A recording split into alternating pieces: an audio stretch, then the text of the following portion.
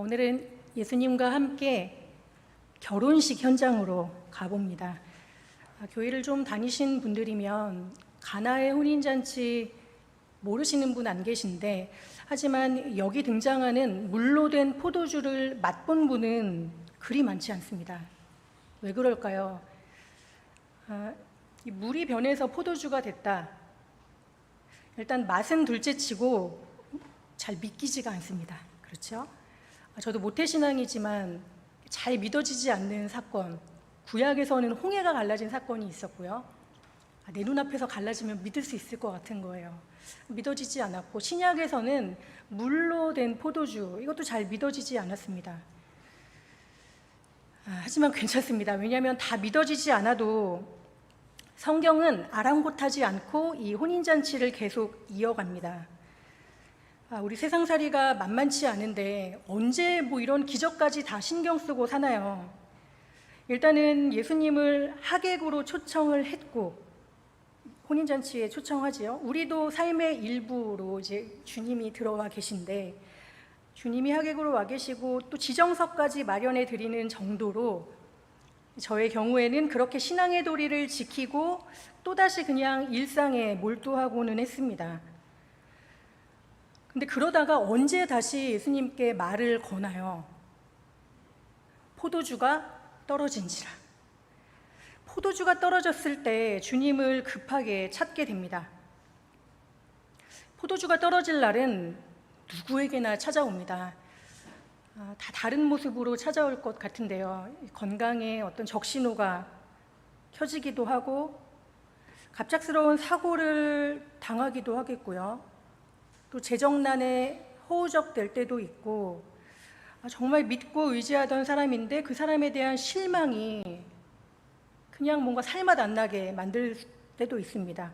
앞날에 대한 두려움이 찾아오기도 하고, 애써 이렇게 쥐고 있던 모든 것들이 건강부터 시작해서 하나둘 빠져나가면서 이제 불안과 염려가 엄습하기 시작할 때, 그렇게 포도주가 떨어져서 바닥까지 드러난 빈 부대가 우리 마음이 되고 우리 인생이 되는 지점이 있습니다.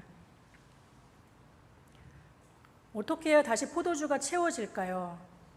오늘 이 물이 포도주로 바뀌었으니까 물을 열심히 퍼다 나르면 이게 포도주로 바뀔까요? 당시 유대인들은 율법에 따라서 철저하게 외출하고 돌아오면 이 손발을 씻는 정결 예식을 행했습니다.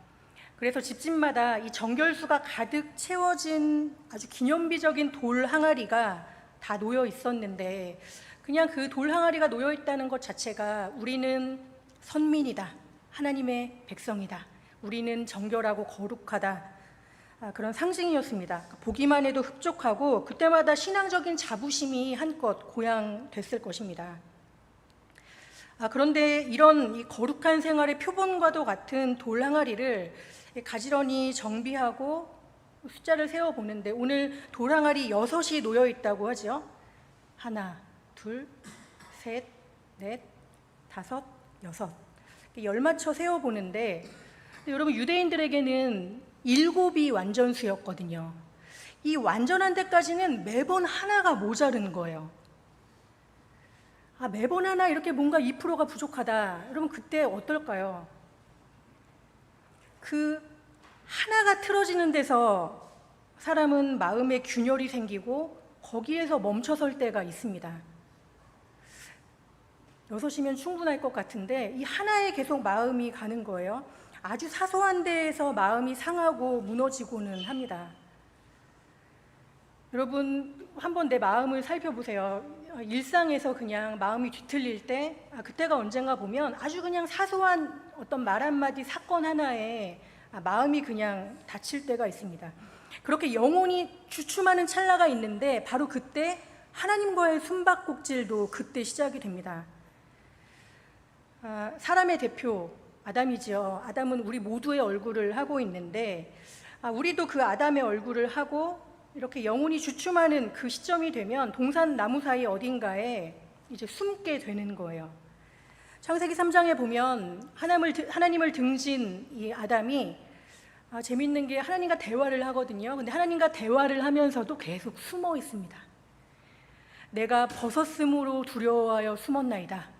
아담아 어디 있느냐 찾으시는데 내가 벗었으므로 두려워하여 숨었나이다.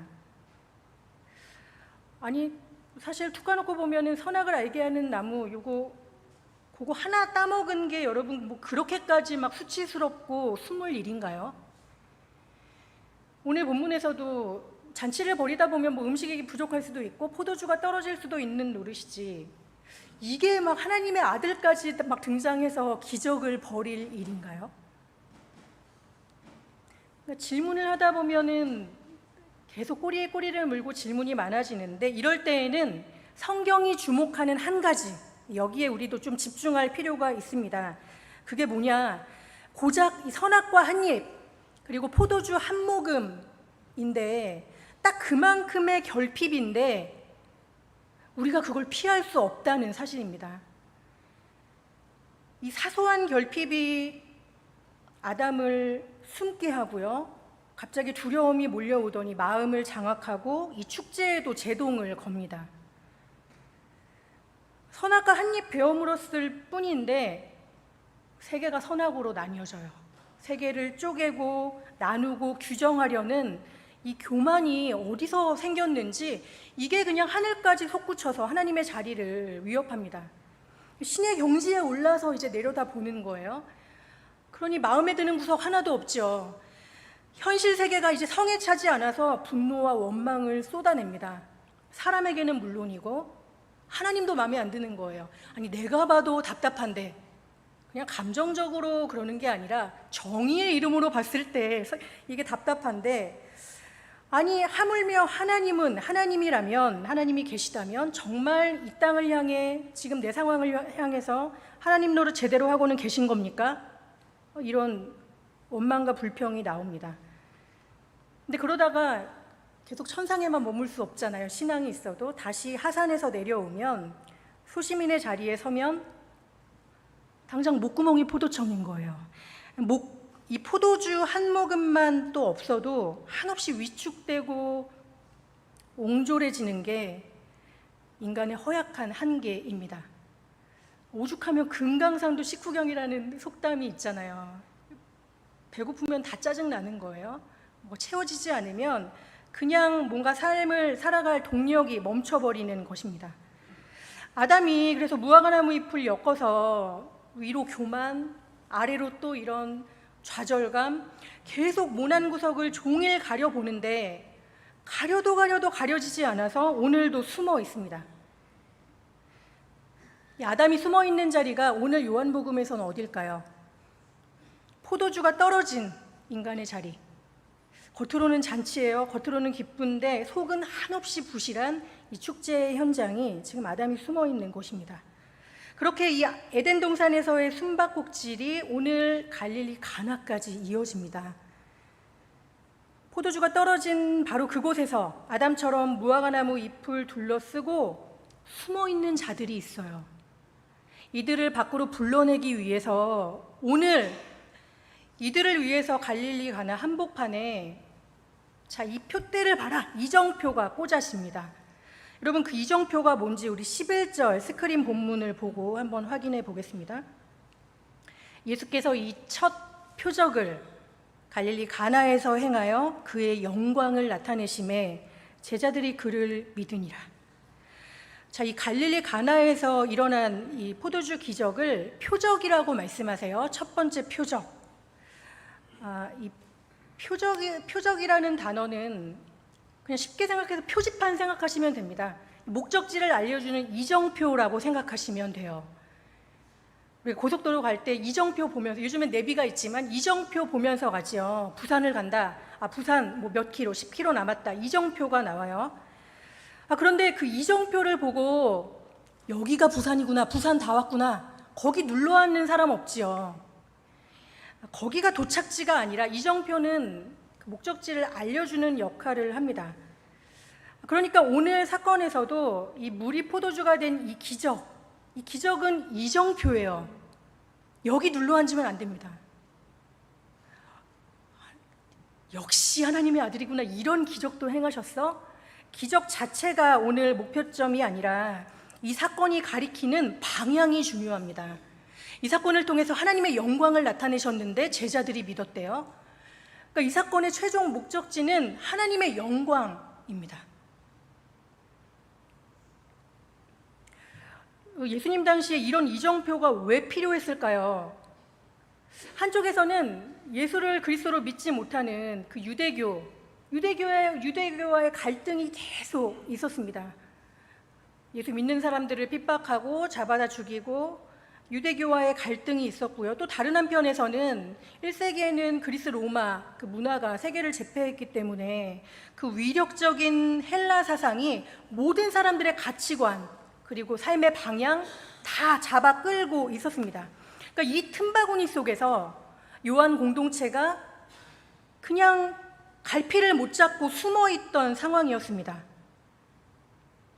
자, 그래서 오늘 본문을 기록한 이 사도 요한이 이 두 가지를 다 끌고 나오는 거예요.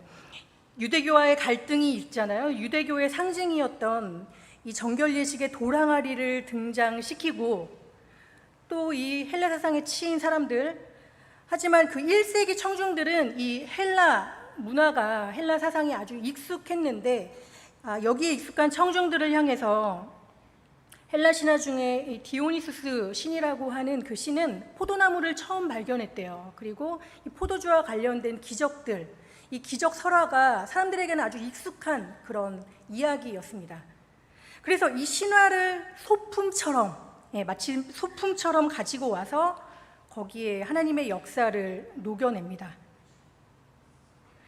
유대인의 도랑아리, 포도주와 관련된 이런 기적.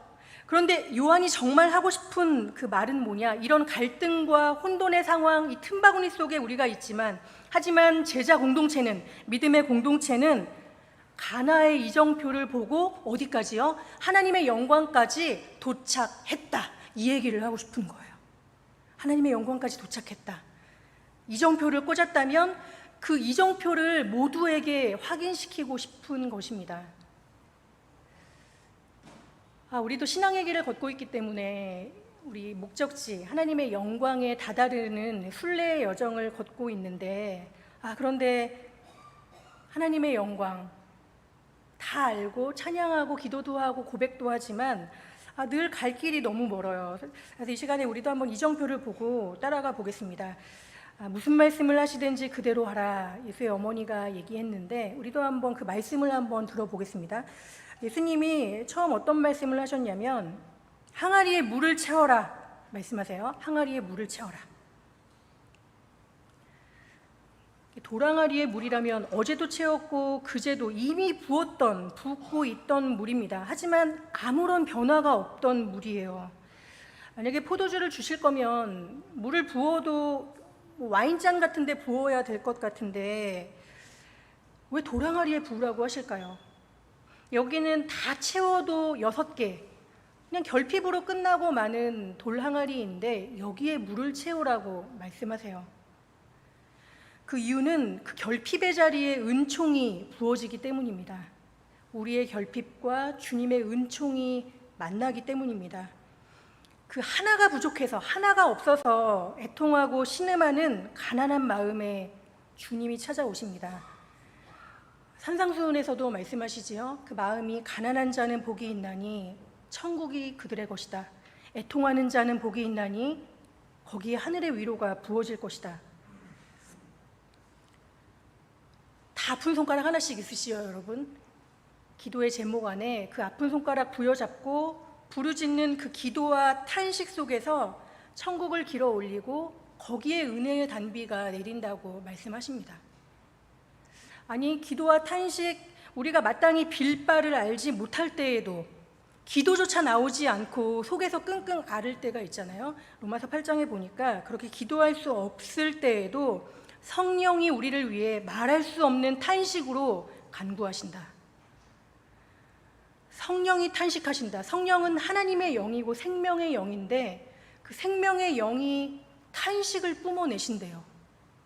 창조주 안에 어떻게 절규와 절망이 들어있을 수 있을까요? 그 성령님의 탄식은 우리의 고통과 만나는 데서 나오는 탄식입니다. 우리의 고통의 자리, 그 아픈 손가락, 가장 그 아픈 그 고통의 중심에 주님이 찾아오신다고 말씀하세요. 하지만 여전히 생명의 영이십니다. 꺼지지 않는 생기로 우리의 고통을 안고 계시는 거예요. 주님의 생명이, 부활하신 예수님이 사망을 삼켰다고 기록하듯이 고통이 있지만 더 큰 생기가, 은총이 그 고통을 사로잡고 있습니다. 여러분, 그러니 이 결핍의 항아리에서 어떻게 좋은 포도주가 나올까? 굳이 가나까지 가서 확인하실 필요 없습니다. 우리가 탄식하고 기도하는 자리, 아픔을 부여잡고 있는 그곳에서 주님을 만난다면 그곳이 기적의 현장이 될 수 있습니다. 기도 중에 강팍한 마음이 온기를 되찾고 그냥 나에게 갇혀있고 세상에 매몰되어 있던 마음도 조금 더 지경을 넓힐 수 있습니다. 그렇게 주님과의 관계는 영원한 연속선상에 있다는 것을 꼭 기억하셔야 되겠습니다. 그러니 여러분, 오늘 그 첫 번째 이정표대로 도랑아리에 물을 채우라. 여러분도 계속해서 이 도랑아리에 물을 채우십시오. 왜냐하면 이 도랑아리는 율법의 도랑아리라고 하더라도 예수님은 율법을 폐하러 오시지 않고 완성하러 오셨다고 말씀하십니다. 어제는 그냥 손발만 씻을 수 있어요. 그냥 집에 있으니까 습관적으로 손발 씻고 지나칠 수 있습니다. 하지만 오늘은 마음을 적시고 내일은 온몸을 담그고 세례받을 수 있습니다. 그럴 때 손발을 씻다가 마음이 더 은혜 안에 젖어들다가 우리가 세례를 받을 때, 우리 온몸이 은혜 가운데 젖어들 때 우리의 아픔과 결핍이 주님의 십자가에 동참을 하는 거예요. 그 십자가의 은혜 가운데로 더 깊이 나아가는 것입니다. 그 중요한 말씀 한번 그건 확인해 볼까요? 스크린에 로마서 6장 4절에 보시면 주님과 함께 세례받는 장면이 나옵니다. 그러므로 우리가 그의 죽으심과 합하여 세례를 받음으로 그와 함께 장사되었나니 이는 아버지의 영광으로 말미암아 그리스도를 죽은 자 가운데서 살리심 같이 우리로 또한 새 생명 가운데서 행하게 하려 함이라. 마침내는 부활의 영광으로 이끄시는데, 그런데 이 부활의 영광으로 가는 길목에 반드시 거쳐야 하는 그 길이 있습니다. 거기에 이정표가 있어요. 그게 뭐냐? 예수의 죽으심과 합해서 세례를 받는 일입니다. 그래서 그리스도인은 생명의 연합을 이루기 전에 반드시 고통의 연대를 지나야 합니다. 주님의 고통에 동참하고 또 이웃과의 고통에 같이 연결이 돼서 이것을 넘어서는 구원 가운데로 나아가야 합니다. 그 예수님의 십자가에서만이 숨어있는 자들이 나오게 되는 거예요. 아담이 덮고 있던 그 무화과 나무 잎이 예수님의 십자가에서만 벗겨지고 자기가 옷을 갈아입는 게 아니라 하나님이 옷을 벗기시고 가죽 옷을 입히십니다. 이 무화과 나무 잎을 덮고 숨어있는 자리는 죄를 짓고 아담에게 어떤 선고가 떨어지나요? 너는 평생 수고하고 땅을 일궈야 된다. 그냥 뭔가 하늘을 쳐다볼 겨를이 없이 땅에 매여서 사는 삶이 시작이 됩니다. 아담 때문에 땅이 저주를 받고 가시덤불과 엉겅퀴를 냈대요. 뭔가 다 저주로 이렇게 일그러집니다. 그러다가 너는 흙이니 흙으로 돌아갈지다. 흙이니 흙으로 돌아갈지니라.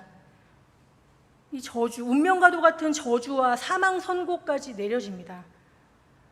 그러니 아담을 필두로 모든 사람은 이 저주와 사망, 죄와 연약함에 벗어날 수 있는 방법이 없는 것입니다. 그런데 이 동일한 이 땅의 모든 여정, 이 저주 아래로 뛰어드신 분이 예수님이신 거예요. 나무에 달린 자마다 저주 아래 있는 자다. 예수님이 친히 우리를 위해서 나무에 달리셨지요.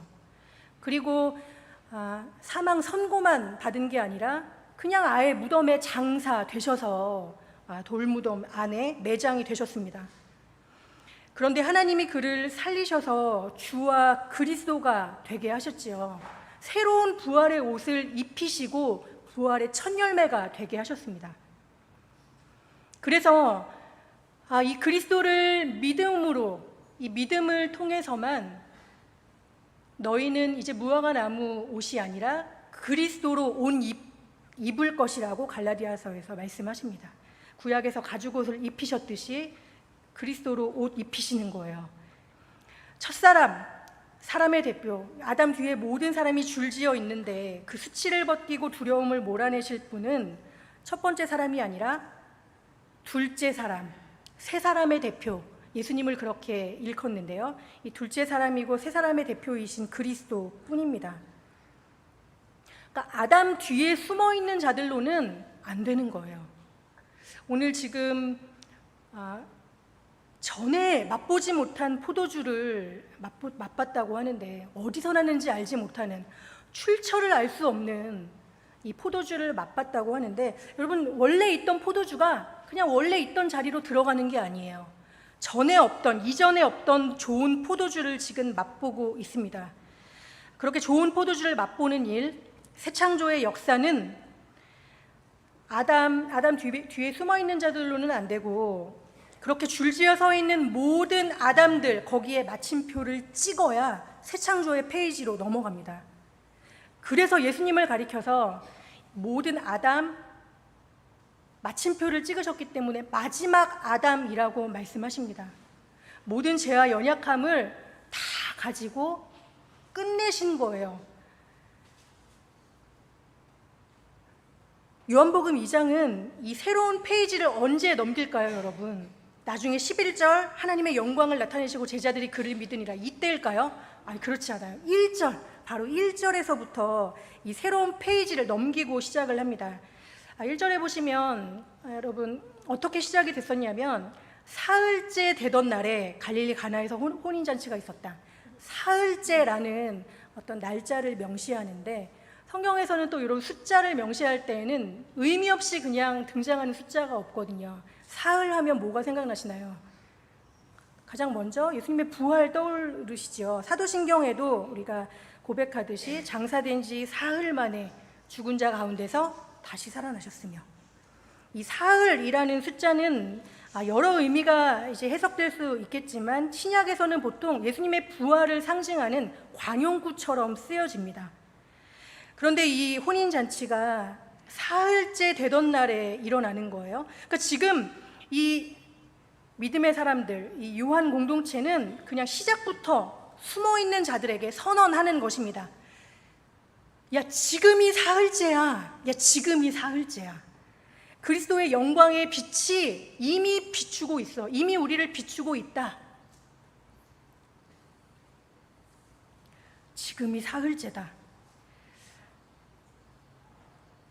여러분, 이미 시작된 이 하나님의 영광 안에 지금 우리가 있는 것입니다.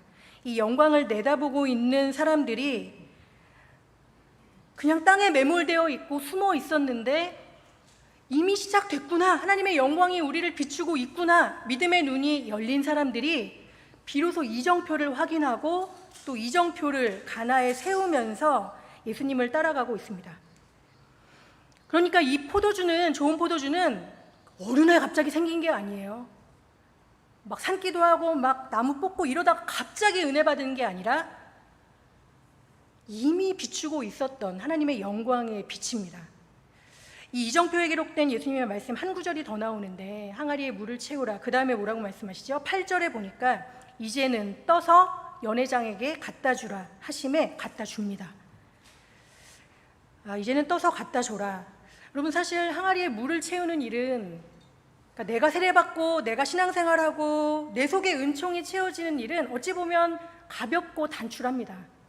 뭐 아구까지 채우는 일이라고 할지라도 그냥 왔다 갔다 내가 계속 하면 돼요. 그런데 이걸 떠서 누군가에게 갖다 준다, 누굴 만나고 같이 관계를 엮어가고 은혜를 나누는 일은 쉽지 않습니다.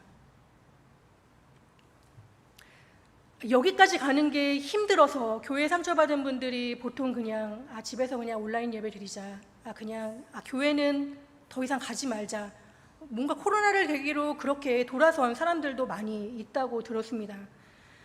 그런데 이렇게 몸이 순종해야 되니까 번거로워요. 하지만 주님은 이걸 떠서 갖다 주라고 말씀을 하십니다. 누가 됐든지 이것을 떠서 갖다 주려면 그 사람을 배려하고 섬기려면 상대방을 먼저 살펴야 되죠. 지금 가면 되나? 어디에 있지? 그 사람이 지금 받을 만한가? 돈도 필요하고 시간도 필요하고 에너지도 다 이제 쏟아야 됩니다. 그리고 예기치 않은 오히려 상처를 받을 때도 있어요. 왜냐하면은 나는 힘들게 이렇게 섬겼는데 누가 달래? 뭐 이렇게 만약에 반응이 돌아온다. 그렇다면 이게 얼마나 상처가 되겠어요? 교회 안에서 이런 거절감과 상처, 그냥 사소하게 그 사람은 툭 내뱉은 말에도 우리는 신앙생활 할 어떤 동력이 정말 다 소진될 때가 있지요. 이게 정말 소모전으로 끝날 바엔 이걸 뭐로 이렇게 순종해야 되지 싶을 때가 있습니다. 그런데 소모전이 아니라, 여러분, 바닥났던 포도주가 더 바닥나는 게 아니라 이 포도주가 채워졌어요. 어디에서요? 이 물떠온 하인들이 있는 곳, 이 하인들이 떠서 갖다 주는 곳, 그곳에서 좋은 포도주가 공급이 됐습니다. 우리 교회가 달고 기름진 포도주를 매주일 맛본다. 예배, 기도, 찬양을 통해서 또 식사, 교제를 통해서 매주일 포도주를 맛본다. 아니, 이 포도주를 114년 동안 계속 마셔왔다면 단 하나, 물떠온 하인들이 우리 교회 안에 있다는 증거입니다. 살아있는 교회인 거예요. 하나님의 영광을 바라보고 같이 가는 믿음의 공동체라는 증거입니다. 모두 함께 예배를 드리지만 이 포도주를 맛보고도 어디서 났는지 모를 수 있어요. 연회장 모르지요? 모를 수 있습니다. 하지만 9절에 보니까 물떠온 하인들은 알더라. 하인들은 알아요. 모를 수가 없습니다. 왜냐하면 하나님의 영광을 주목하고 있고 지금도 그 영광을 따라가고 있고 이 영광의 빛은 지금도 그들을 비추고 있고 단 한순간도 꺼지지 않기 때문입니다. 만약에 이 하나님의 영광이 그냥 목적지일 뿐이라면 그래도 가다가 좀 지칠 수 있을 것 같아요. 언제 가지? 난 갈 수는 있을까? 그런데 이 하나님의 영광은 목적지도 되지만 출발지도 된다고 말씀하세요. 출발지. 왜냐하면 이 포도주가 떨어지기 전에도 예수님은 처음부터 혼인잔치에 계셨습니다. 이미 지금 혼인잔치에 청함을 받았지요. 예수님이 와 계세요. 그리고 사흘째 되던 날 이미 이 부활의 영광의 빛은 시작된 상태에서 이 사건이 진행됩니다. 포도주가 떨어지기 전에도 예수님은 그 자리에 계셨고 포도주가 떨어진 위기의 순간에도 계시고 또 나중에 더 좋은 포도주가 공급된 그 마지막까지 예수님과 함께 시작된 잔치는 출발부터 도착까지 계속 예수님과 함께 축제로 시작해서 축제로 끝납니다. 여러분, 이 알파와 오메가가 시작과 마지막이라는 뜻이잖아요. 이것만 딱 보시고 들어오시면 되겠어요. 주님의 영광의 빛이 이미 시작이 됐고 주님이 이 영광 가운데로 우리를 이끄시고 완성하시는구나. 이 가운데서 내가 오늘도 예배를 드리는구나. 이 새로운 한 주 우리 또 이 믿음으로 이정표를 따라갈 텐데 영광에서 영광으로 이르는 여정이라는 것을 꼭 기억하시고 여러분 자리에서 이정표를 확인하시면서 주님과 함께 삶의 축제를 누리시고 또 말씀대로 순종하시면서 복된 하루하루가 되시기를 축복합니다. 기도하겠습니다.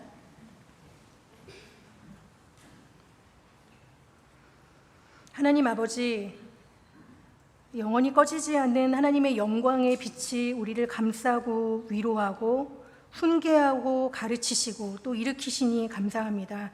주님께서 깨닫게 하신 이 은총을 아는 만큼 믿고 믿는 만큼 순종하면서 날마다 더 좋은 포도주를 마시고 또 이웃과 나눌 수 있도록 인도하여 주옵소서. 예수님의 이름으로 기도합니다.